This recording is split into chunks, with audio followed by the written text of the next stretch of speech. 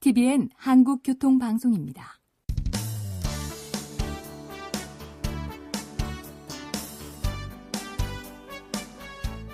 한문철 변호사의 교통사고 솔루션. 이 시간 진행의 한문철 변호사입니다. 여러분 안녕하십니까?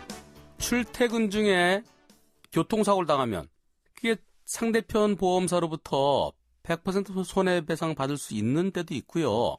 또는 상대차가 대포차일 수도 있어요.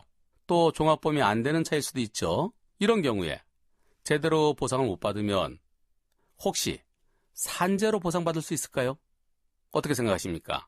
내가 회사로 출근하던 중에 사고당했을 때 또는 퇴근 중에 사고당했을 때 여러분들은 출퇴근 중이면은 내가 회사로 가던 중 결국 내 업무를 준비하던 중이니까 당연히 산재로 보상받을 수 있다고 생각하실 겁니다. 하지만 아직까지는 산재가 되지 않습니다.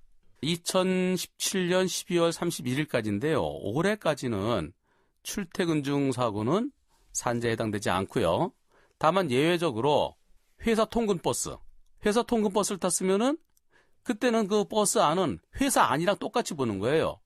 또는 회사에서 이렇게 몇 명 묶어서 카풀로 출퇴근하세요라고 했으면은 그것은 사업주가 시킨 대로 한 거죠. 그와 같이 사업주가 제공한 교통수단 또는 이에 준하는 교통수단을 이용하다가 출퇴근 중에 사고 당했을 때는 그때는 산재가 됩니다. 그렇지 않을 때는 산재가 안 되는데요.